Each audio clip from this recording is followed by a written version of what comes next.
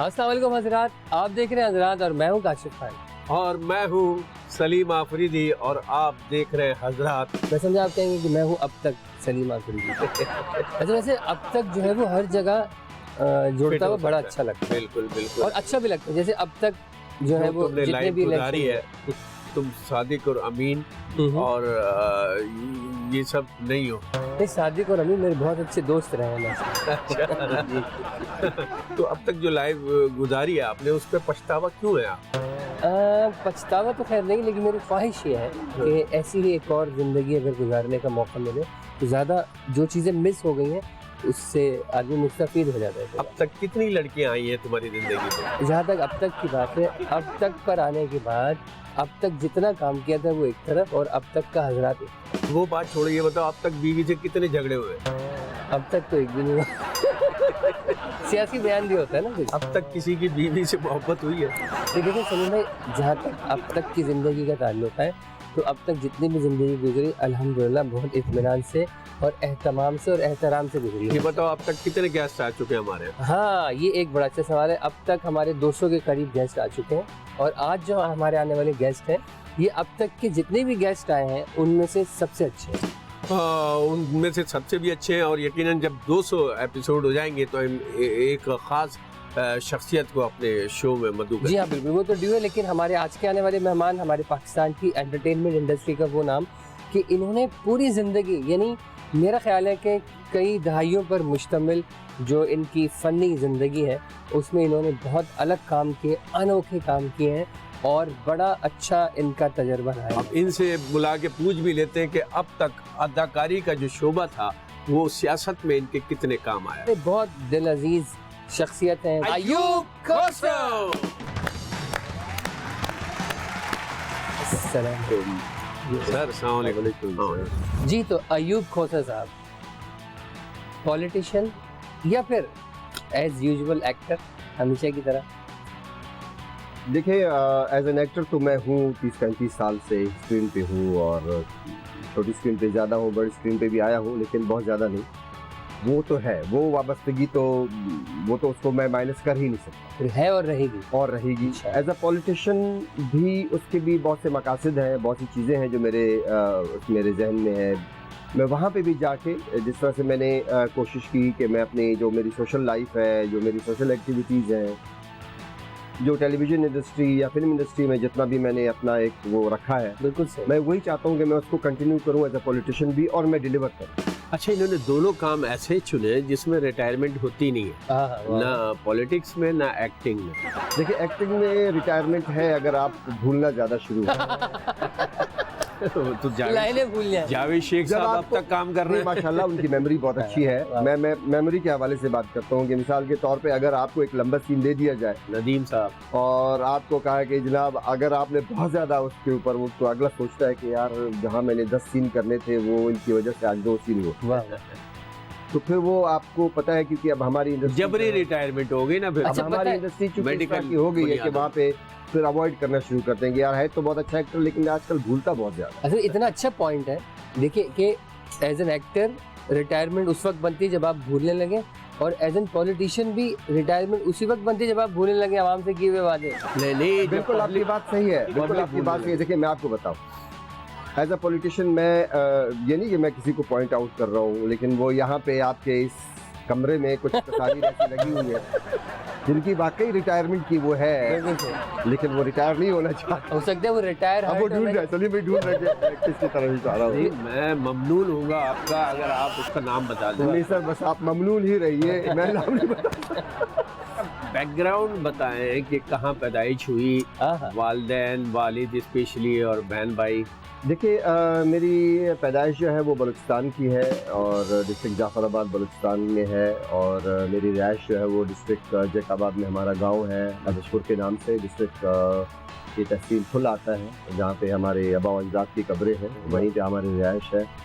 और जितने भी हमारी, क्योंकि फैमिली पूरी फैली हुई है, हम बिल्कुल बॉर्डर पे हैं, तो वो सिंध भी लगता है। हाँ, सिंध भी है और डिस्ट्रिक्ट जाफराबाद भी है, फिर आगे जाके डिस्ट्रिक्ट सिद्दी बोलान भी। अच्छा, बहन भाई? हम हैं, मेरे अबू की 2 शादियां हैं, हम टोटली 10 बहन भाई हैं। माशाल्लाह। अच्छा, 6 दो भाई हैं और 4 बहनें। आज का एवरेज ठीक है। और जो हमारी बड़ी अम्मी है, बड़ी अम्मी से हमारा सिर्फ एक बड़ा भाई है। अल्लाह अच्छा अच्छा, बाकी बाकी अच्छा, गर्म इलाके के रहने वाले हैं। गर्म गर्मी आप दोनों कह सकते हैं। जैकाबाद गर्म है क्योंकि अम्मी कोयटा से है, तो कोयटा सर्द सर्द है, हो गया। तो सर्दी गर्मी दोनों मिजाज में मौजूद है। अच्छा, इसलिए आपका मिजाज मोतदिल है। ये कह सकते। अब्बू करते क्या थे? मेरे अब्बू ने कोई जॉब नहीं की, हालांकि वो ग्रेजुएट थे बॉम्बे यूनिवर्सिटी से। अच्छा, हाँ, वो ज़्यादा क्योंकि कराची हिस्सा था, वो एक ही बिल्कुल सही। हिस्सा था, तो वो बम्बई वहाँ से- सिंध का हिस्सा था। जी बिल्कुल, आप इस तरह से कह सकते। तो वो वहाँ से ग्रेजुएट थे, उन्होंने कोई जॉब नहीं की, वो अपनी ज़मींदारी पे ही रहे और वो उसी तरफ जा रहे। तो बलूचिस्तान में जरखेज ज़मीनें हैं माशाल्लाह। हमारा जो दोनों डिस्ट्रिक्ट्स हैं, डिस्ट्रिक्ट जैकाबाद और डिस्ट्रिक्ट जाफराबाद, ये दोनों कैनाल इरिगेटेड है। वैसे सलीम भाई की दरियाए बात सिंध से पानी सलीम भाई की बात आगे बढ़ाओ कि बलूचिस्तान की ज़मीन जरखेज है, जहाँ कुछ नहीं उगता वहाँ से कुछ निकल आता। नहीं, बलूचिस्तान की ज़मीन तो ज़रखेज़ है। मादनियात से भरपूर है। अगर आपने वो जुमानी अगर आप बात करते हैं तो अल्हम्दुलिल्लाह बलूचिस्तान की ज़मीन बहुत ज़रखेज़ है। बाकायदा कीमती ज़मीन। ठीक है, आप ये और आप बात को घुमाना चाहते हैं बहुत ज़्यादा। मैं उसको उस तरह से नहीं लेता जिस तरह से आप बात को लेके जा रहे हैं।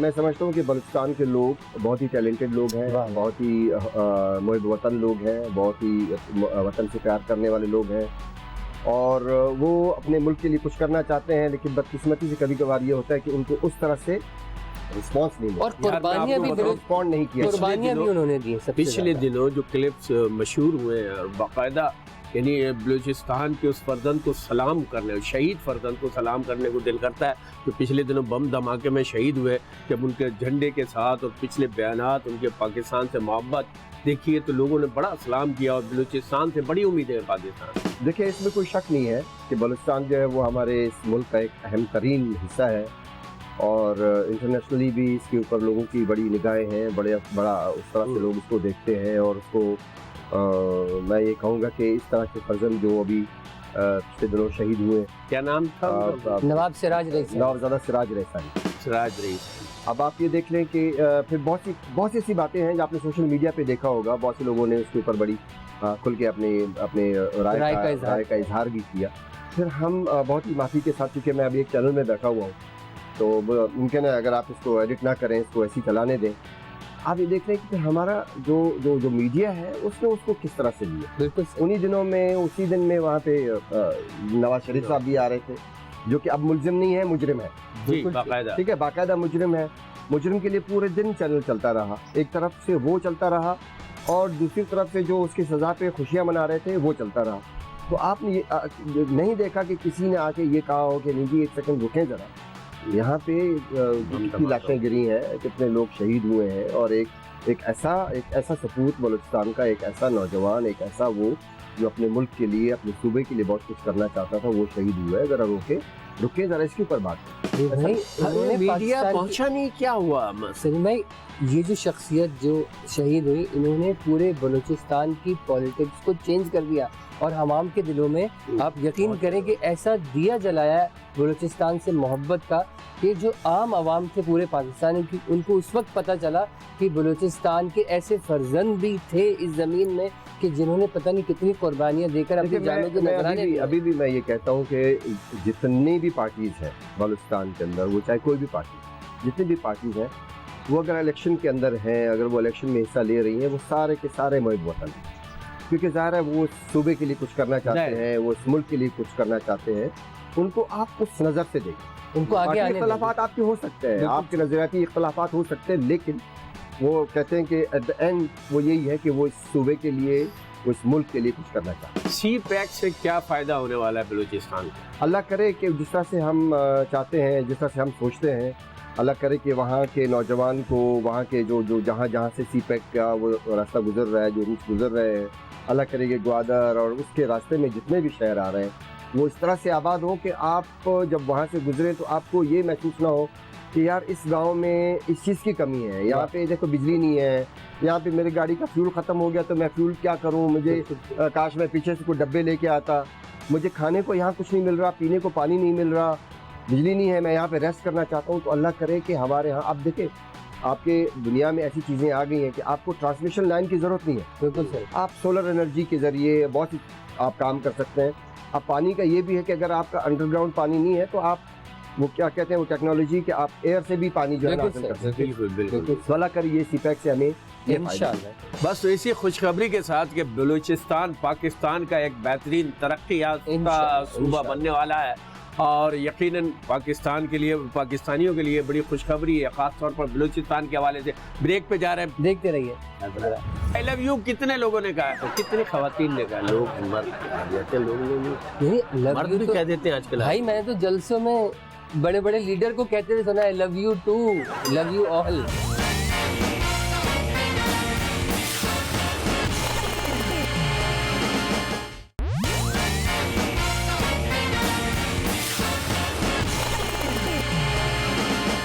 वेलकम बैक इन हजरात। और अयूब खुसरो साहब हमारे दरमियान मौजूद हैं। मैं इस वक्त जो है ना आपके इस तरह से हथे चढ़ गया हूँ कि भाई क्योंकि ड्रामा भी है, शो बिजनेस भी है, पॉलिटिक्स अब भी तक है। आई लव यू कितने लोगों ने कहा है, कितनी खवातीन ने कहा? लोग मर्द कह देते हैं, नहीं, लव मर्द यू भी तो कह देते हैं आजकल। भाई मैंने तो जलसों में बड़े बड़े लीडर को कहते हुए सुना है, love you too, love you all. Love तो देखे आप उसको लव पापा को भी किस तरह से लेते हैं। लव तो आप लव को लव तक लेते हैं या नहीं, लव नहीं, तक? देखिए आई लव यू तो आप अपने पेरेंट्स को भी कह सकते हैं, अपने बच्चों को भी कह सकते हैं, नहीं, अपने बहन आप भाइयों तो को भी कह सकते हैं, खवातीन अपने के दोस्तों हवाले को भी से कह बात सकते हैं। खवातीन। अगर आप बिल्कुल उसको अलग कर दें, हाँ। अलग कर दें कि आप उस तरह से आई लव यू किसने कहा है, वो बहुत कम लोग सिर्फ इतना बता दें, खवातीन ने ज्यादा कहा है आपको या बहुत- मर्दों ने वो ज्यादा? बहुत कम कम।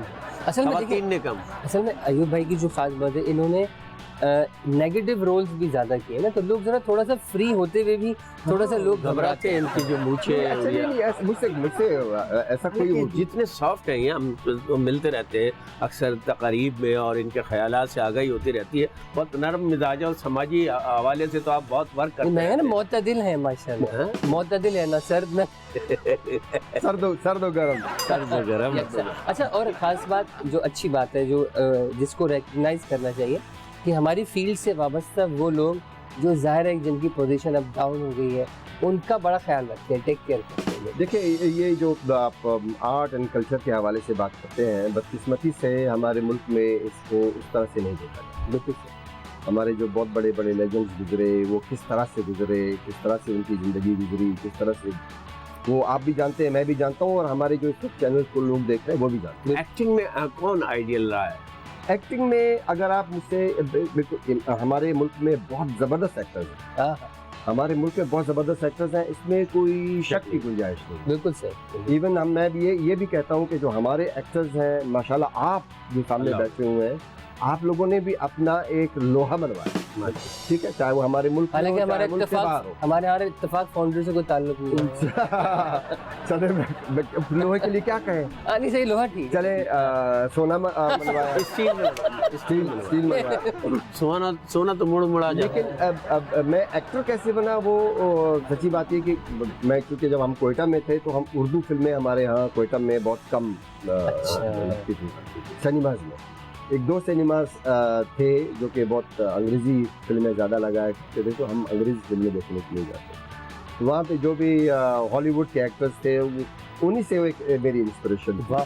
कि मैं उनको देख के ही वो एक तो फिर आपने भी उमर शरीफ को तो देखा होगा। उमर शरीफ को भी मैंने देखा, मैंने क्लिंट ईस्टवुड को भी देखा, मैंने ग्रेगरी पेक को भी देखा, एंथनी क्विंट को भी देखा। ये वो है इंस्पिरेशन कि मैं उनसे जो है ना कि यार ये मुझे क्या 70s की इंस्पिरेशन थी। पर्सनैलिटी का तो कोई आदमी यहाँ था भी नहीं ना। और तो इन्होंने एक, क्योंकि हॉलीवुड में अच्छा, तो वो फिल्में भी उसी तरह की होती थी ना, वही उसमें इतना ग्लैमर थोड़ा सा कम होता Cowboy था। type। और मुझे पहाड़ी आपने इलाकों एक की- मूवी देखी होगी ना, मुझे वो अभी तक मुझे अमेरिकन गोल्ड आपने देखी, बिल्कुल हाँ, सही ये- है। तो वो मुझे बहुत ज्यादा, क्लिंट ईस्टवुड की बहुत मशहूर है, आज तक भी लोग उसको देखते हैं। अच्छा, वो ये तो हो गई। सियासत में किससे मुतासिर है?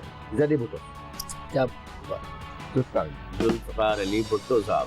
देखिए मैं क्योंकि अब वो हम दोबारा पॉलिटिक्स की तरफ भी आ रहे हैं। बात ये है कि एक ऐसा शख्स जिसको आज तक कोई ये नहीं कह सकता, उसको बुरा नहीं कह सकता कि वो अपने उस पे उसने वो कायम रहा, उसने स्टैंड लिया, उसको पता था कि वो जो है उसको फांसी लगाई बिल्कुल जाएगी, सही। लेकिन उसने वो दो लफ्ज़ माफी के यहाँ पे बड़े बड़े लोग माफिया मांग के चले गए। बड़े बड़े लोग जो है ना वो अपने माफी नामे बहुत बड़े बड़े लोग जो है ना वो बड़े जो अपने आप को दिलेर कहलाते थे, बड़े पिस्टल लहरा लहरा की बातें करते थे, वो बीमारियों का बहाना बना के मुल्क से बाहर चले गए। तो ये वो एक ऐसा शख्स जो कि जिसको पता था कि मुझे इस डिक्टेटर ने मुझे फांसी लगानी है, उसके बावजूद उसने माफ़ी नहीं मांगी, वो फांसी लग गया। इसीलिए वो आज तक लोगों के दिलों में नजरिए के तौर पे, नजरियाती तौर पे आज तक जिंदा है। हर वो शख्स बड़ा आदमी होता है जिसके असरात माशरे पे बड़े गहरे हो। ब्रेक पे जाना है तो ब्रेक से वापस आने के बाद अपनी शैतानियाँ शुरू। बिल्कुल ठीक है, थोड़ी सी बातें अब आपको एंटरटेन भी करना है ना, अभी तक की बातें बड़ी मजेदार हो रही हैं, तो थोड़ा एंटरटेनमेंट की तरफ लेके जाएंगे आपको, देखते रहिए। मैं ये भी नहीं कहता कि मेरी डैश की बारी है, ये भी कुछ अजीब व गरीब सिचुएशन हो जाती है, मामला खराबी की तरफ चले जाएंगे। उनकी डैश बड़ी तगड़ी है। देखिए ये आपकी डैश मेरी डैश ये ज़रा डिस्प्यूटेड है ये।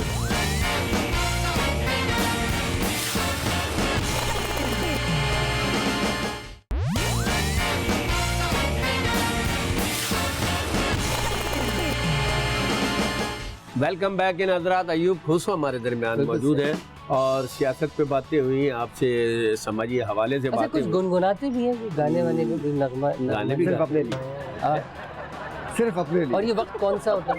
रात कोई भी, कोई भी, लेकिन गाड़ी चलाते हुए लेकिन पता है कि अब आप गुनगुनाना भी जो है ना, कभी अब तो शाज़ नाज़िर ही हो गया कि इतनी सारी चीज़ें जब आपके दिमाग में चल रही होती हैं तो बहुत आप हर वक्त उसी सोच में रहते हैं, आप हर वक्त वही सोच रहे होते हैं। असल में जो क्रिएटिव फील्ड से जिनका ताल्लुक होता है ना, उनके जहन में हर वक्त क्रिएटिविटी होती है, तो वो उनको फिर पता नहीं चलता कि वो गुनगुना रहे हैं या हिनहिना रहे हैं, नहीं पता चलता। Fill in the dash, fill in the dash. अच्छा, ये हिनहिनाना जो है वो क्या सिर्फ और सिर्फ घोड़े के लिए इस्तेमाल होता है या गधे के लिए भी? अच्छा नहीं, गधे के लिए क्या? ये चूटी के लिए भी होता है जी, थोड़े हमें क्या जानवरों पे तहकीक नहीं, वैसे हिनहिनाना ने लफ्ज इस्तेमाल किया तो इसलिए मैं ये बहुत ही गधे के लिए क्या इस्तेमाल होता है? उसको कहते हैं, अभी आ जाएगा, है ना? हाँ हाँ आ जाएगा, वरना बाहर से मदद मंगा लेंगे, बिल्कुल बाहर से मदद मांग लेते हैं, लाइफ लाइन या फिर फोन ऑफ फ्रेंड। ठीक हो गया, बल्कि फिर गूगल वालों से पूछ लेंगे। आजकल गूगल वालों तो बहुत लेना डकार सबको आती है। चल सवाल क्या था? Fill in the dash, fill in the dash. अच्छा वो आ गया है, क्या आ गया बस टाइम। डैश ना मिले तो दिल उदास रहता है। डैश लम्बी यानी चाय कॉफी का जिक्र होगा इनकी जिंदगी में। उदास, देखिए वो तो आपकी जरूरत है ना, वो तो आपकी नीड है। उदास आप ये नो कि आपको खाना ना मिले, आपको चाय ना मिले, आपको कॉफी ना मिले तो आप उदास इससे नहीं। या फिर कॉफी लेके आने वाली ना मिले, कॉफी मिल जाए जो ला रही है वो ना मिले। आप ये भी कह सकते हैं दोस्तों से दूर रहने से भी आपकी एक उदासी होती है। आप चाहते हैं कि आपके जो ऐसे दोस्त जो आपके साथ जिन्होंने वक्त गुजारा हो, जिनके साथ बैठ के आप अपनी। अच्छा वैसे पता है हस्साम काजी जब याद आते होंगे तो उदासी हो, यकीनन। डैश, अब मैं ये भी नहीं कह सकता कि मेरी डैश आपके सामने मेरी डैश, हाँ नहीं वो भी, अब मैं ये भी नहीं कहता कि मेरी डैश की बारी है। उनकी डैश बड़ी तगड़ी है। देखिए ये आपकी डैश मेरी डैश ये ज़रा डिस्प्यूटेड है ये। अच्छा जी, डैश करने से खुद को ज़्यादा सेहतमंद महसूस करता है, अपने आप को खुश रखने से, खुश, अपने आप को खुश, अपने रिलैक्स रखने से ज़्यादा। किसी को खास टाइम होता है या कभी भी खुशी कहीं से भी कशीद कर ले, कहीं से भी, यहाँ से निकल ले। हाँ कहीं से। डैश के बारे में बेगम को भी नहीं बताता। बेगम को तो बहुत सारी बातें नहीं बताता, आप सिर्फ डैश की बात कर रहे हैं। कह रहे कोई एक डैश हो तो बताओ। एक डैश हो तो बताओ। बात जो मसले मसाइल है सियासत के हवाले से, नहीं वो तो अब आप खुद ही अपने डैश में पानी डालने। सियासत के हवाले से मेरी बेगम साहब हमसे कुछ नहीं पूछी। अच्छा फोन की थोड़ा फोन पे नजर रखते हैं कि नहीं? नहीं पता है फोन वगैरह की कोई टेंशन नहीं। हमारी फील्ड के लोगों की बेगमात ऐसी ही होनी चाहिए, और हमारे घर में भी अल्हम्दुलिल्लाह सिर्फ इसलिए सुकून है कि हमारा फोन बेगम के पास नहीं है। नहीं वो मेरी खुशकिस्मती ये है कि मैंने जो शादी की वो वालिदैन की मर्जी से की, माशाअल्लाह, ठीक है, और वालिदैन की मर्जी से की है तो उसमें फिर ये जरा फोन वगैरह ये सारी चीजें चेक। हमारे साथ भी यही हुआ है, हमारे साथ भी यही हुआ है। लव मैरिज को मैं गंद लव मैरिज में तुम्हें जरा दिखाए जरा फोन डोमिनेट कर। पता है आजकल तो ये हो रहा है कि जब लड़की की ये लव मैरिज थिंग, तो सबसे पहले कहती है कि पहले अपनी फेसबुक आईडी का पासवर्ड दो और फिर डिलीटेड मैसेजेस जो होते हैं ना वो रिकवर करके फिर बच्चों आओ। यार तुम नए काम सिखा रहे हो भाभी को। ऐसा है? नहीं यहाँ पे तो मामला ऐसे है ही नहीं, लेकिन उस बच्चे कितने? 4। माशाल्लाह। शादी को कितना अर्सा हो गया? मेरे 3 बच्चे शादीशुदा है माशाल्लाह जनाब। अब यह आए सवाल मैं- देखिए फ़ायदा क्या है, देखिए मैं आपको बताऊँ, मेरी जो शादी हुई है वो मैं समझ लें कि मैं फर्स्ट ईयर में। वाह, नहीं तो इतना अरसा हो गया तो फिर तो दूसरी के लिए सोचता है आदमी। दूसरी के लिए क्या, इस वक्त तक तो आप तीसरी चौथी के लिए भी सोच सकते हैं। हाँ, जितना रिलैक्सेशन है लेकिन लाइफ में। क्योंकि जब आप फैमिली, आप रिलैक्स हो, बच्चे हो, सारी चीज़ें आपकी ठीक चल रही हो, सुकून तो मेरा चाहते ख्याल है हो। कि वो सुकून, असल बात तो सुकून है। जी, डैश को देखकर दिल ललचाने लगता है। तो फ्रूट्स मुझे बहुत अच्छे लगते हैं, उनको देख के जरूर- चेरी या लीची जी या हाँ, ये चीज़ और अनार, और अनारी अनार भी और टिक्का कबाब भी। वाह। अच्छा जी, डैश की वजह से लोग मुझसे दूर भागते हैं। नहीं, मुझसे लोग दूर नहीं भागते, करीब मुझसे दूर नहीं। वाह, डैश स्कूल में भी करता था। जंग जदल लड़ाई झगड़ा। अच्छा वो वाले जो स्कूल होते हैं कहाँ कहाँ तालीम आपने जैकोबाबाद? मेरी जो सारी एजुकेशन है वो है कोयटा सेंट फ्रांसिस ग्रामर। हाँ good, good। हाँ, फिर तो मेरी अम्मी कोयटा से है और मेरे जो मामू और सारे कोयटा, उन्होंने मेरी सारा एजुकेशन का सिलसिला बड़ा ख्याल रखा उन्होंने, तो मेरी सारी जो एजुकेशन है वो कोयटा से। कोयटा की जो मौसम है ना, कोयटा में सारे मौसम है माशाल्लाह, सारे मौसम, बारिश, सारे हालांकि मौसम और है। जितने भी इलाके हैं अगर वहाँ देखें जाए तो ज्यादातर सर्दी रहती है, लेकिन कोयटा में गर्मी भी होती है। गर्मी भी ठंड भी कोयटा का जिक्र चल रहा है, आजकल- ड्राई फ्रूट निकाल ले और जनाब वाली ब्रेक पे जाए। नहीं, ब्रेक अभी से वापस गर्मी आ में ड्राई फ्रूट ना निकाले, क्या हो गया? खबरदार, हाँ, नहीं नहीं, वरना पपीते की जरूरत नहीं है।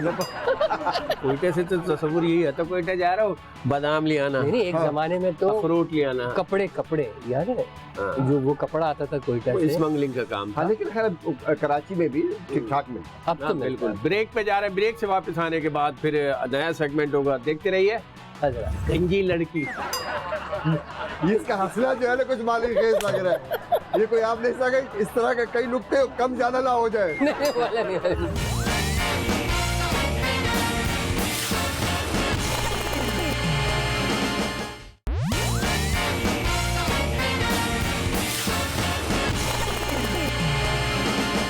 जी एक बार फिर हजरात में हम आ गए आपके साथ और हमारे साथ हैं अयूब खोसा साहब। ये हमारा सेगमेंट है, हेडफोन अपने कानों से लगाएंगे आप, अच्छा, लेकिन इनके लिए तो बड़ा साइज का लाना चाहिए था। वो क्यों, कान तो मेरे अच्छा वो बाकी बाल ये सर।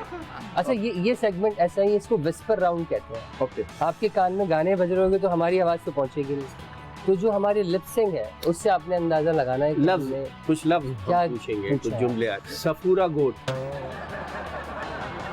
दोबारा बोल। सफूरा गोट। सफूरा गोट, वाह वाह वाह। तो फिर तो पहलवान गुट तो ये फौरन समझ जाए। ये कुछ कह रहे हैं आप? हाँ नहीं वो तो हमने आपस में कुछ किया। अच्छा जी, जैकबाबाद।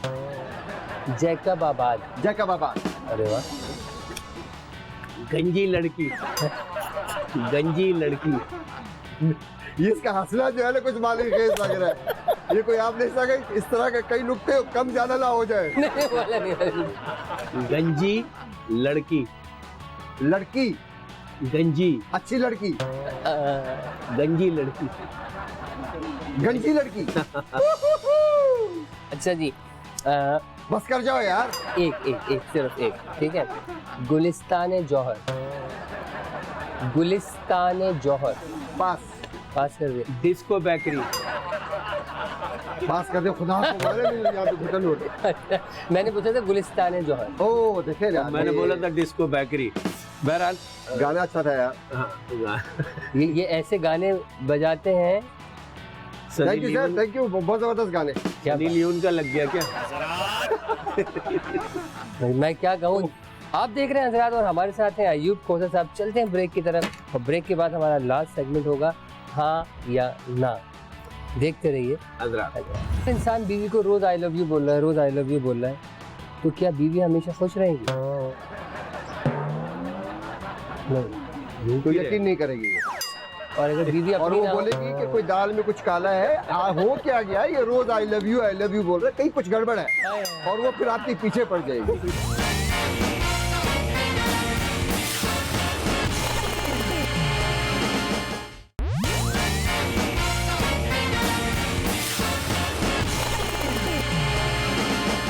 एक बार फिर खुशामदीद हजरात में। अब ब्रेक से वापसी के बाद अयूब खोसो मुसलसल हमारे दरमियान मौजूद है और आखिरी सेगमेंट है।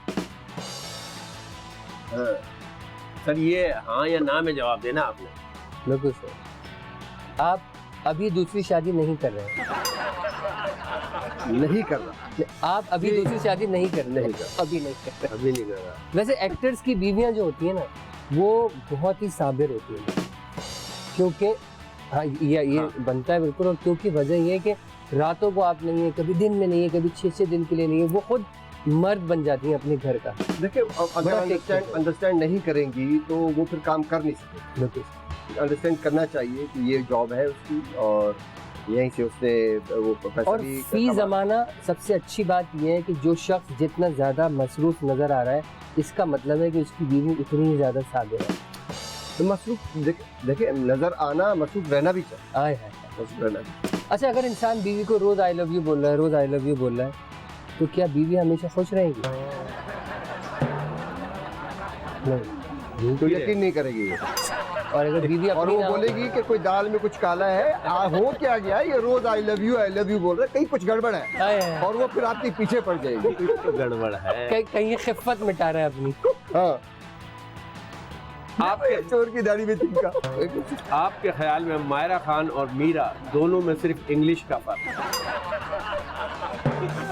मायरा और मीरा में हाँ, एक की लेकिन इंग्लिश ब्यूटी का भी सही है, एक की बहुत अच्छी है। ब्यूटी का भी फर्क है, ड्यूटी का भी फर्क है।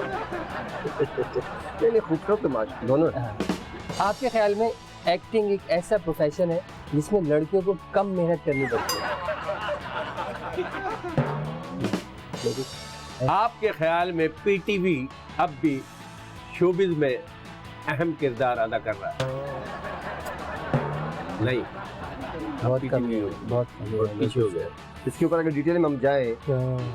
तो पिछले कई सालों से पीटीवी ने कोयटा से कोई प्ले ही नहीं किया। अब कोयटा में जितने भी आर्टिस्ट हैं, आपको पता है कि कोयटा में और कोई एक्टिविटी नहीं है, मतलब स्टेज की नहीं है, बाकी कोई प्राइवेट चैनल्स नहीं है।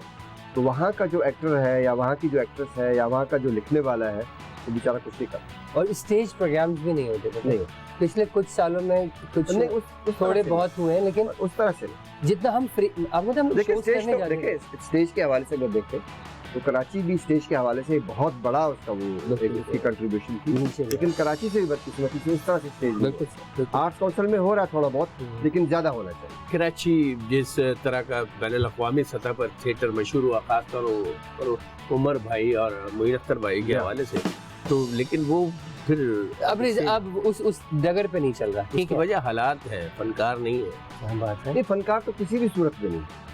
आप हालात कह सकते हैं, आप हालात कह सकते हैं कि आपके बड़े बड़े जो ऑडिटोरियम्स थे वो उनको गिरा दिया गया और उसकी जगह पे शॉपिंग प्लाजाज बन गए। अच्छा, तो जब तक आप इसको एक कानूनी तरह से इसको तहफ़्फ़ुज़ नहीं देंगे, सिनेमाज को, अपना स्टेज और थिएटर्स के ऑडिटोरियम्स हैं, उसको जब तक आप नहीं देंगे तहफ़्फ़ुज़ नहीं होगा। और फिर दूसरा, एंटरटेनमेंट के नाम पे सिर्फ खाना खाने नहीं जाएंगे, ये भी एक मसला है। बिल्कुल। हमारे लोग एंटरटेनमेंट के नाम पे खाना खाने चले जाते हैं, ये नहीं होगा। अच्छा, आपके ख्याल में बचपन के दोस्तों से कभी नहीं लड़ना बल्कि आप चाहिए? देखिए आजकल सिनेमाज में आप चले जाएं, आप एक बहुत अच्छी मूवी देख रहे हैं और साथ में आपके कोई साहब या कोई साहिबा बैठी है और वो पॉपकॉर्न खा रही है, कचक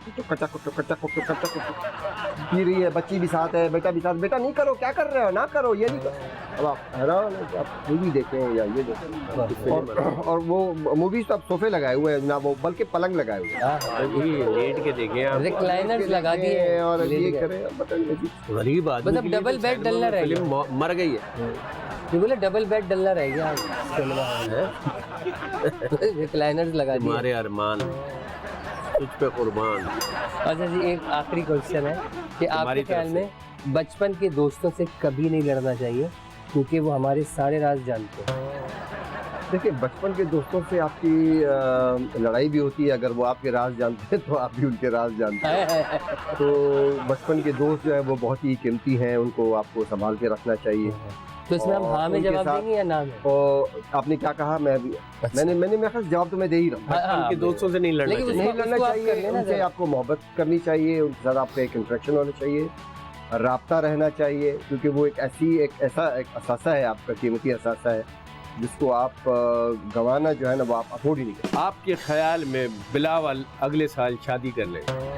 ये मैं ख्याल ना हाँ में दे सकता हूँ ना नहीं दे सकता, बिल्कुल पर्सनल है और ये उनकी मर्जी है। अब ये है कि हमारे ये सेगमेंट भी ख़त्म हुआ है और इसके बाद फिर जनाब हम आपसे ये चाहेंगे कि ज़ाहिर है आप एक सियासी रहनुमा के तौर पे भी इस वक्त बड़ा नुमाया मुकाम हासिल करते चले जा रहे हैं। अगर वज़ीर आला आपको बनाया जाए? देखिए, सबसे पहली बात तो ये कि रहनुमा तो वो होता है जो कि लीड करता है, हाँ, राह दिखाने वाला, रहनुमा।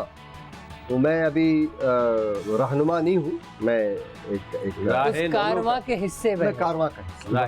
लेकिन अब तो ये जिसको भी देखे मरकजी रहनुमा और सियासी मेरे ख्याल से बहुत से लोगों को रहनुमा का उसके मानी नहीं मानते। वाह, हमारे तबके के अगर कुछ लोग सियासत में और अच्छी सीटों पे आए तो यकीनन फनकारों के भी मसाइल हल होंगे, मुल्क के साथ साथ इलाके के साथ साथ। तो बहुत शुक्रिया आप। देखिए, फनकार जितने भी हम आर्टिस्ट हैं सब बिल्कुल खुली किताब की मानंद हैं लोगों के सामने। आपको, मुझे, बहुत से लोगों को लोग जानते हैं, पूरी खुली किताब है कि यार ये आदमी कितना अच्छा है, कितना बुरा है, किस तरह से नहीं है। और फनकार तो सेंसिटिव भी है। सियासतदान छुपा लेते हैं, इसका मतलब है वो बेहतरीन अदाकार है। क्या उधर से कहते हैं? आप ये कह सकते हैं। हाँ, बिल्कुल आप कह सकते हैं, बोले मैं नहीं कह सकती। नहीं, मैं इस तरह से, देखिए, मैं ये कहता हूँ कि अगर कोई आदमी झूठ बोलता हो और बहुत सफाई के साथ झूठ बोलता हो, इसका मतलब है कि वो अदाकारी कर रहा है। तो अयूब खोजा साहब हमारे साथ मौजूद रहे और इनसे कुछ इधर उधर की बातें भी चलती रही। हंसी खेल के इस प्रोग्राम में आपका हमारा साथ रहा। अगले हफ्ते फिर होगी मुलाकात। देखते रहिए हजरात।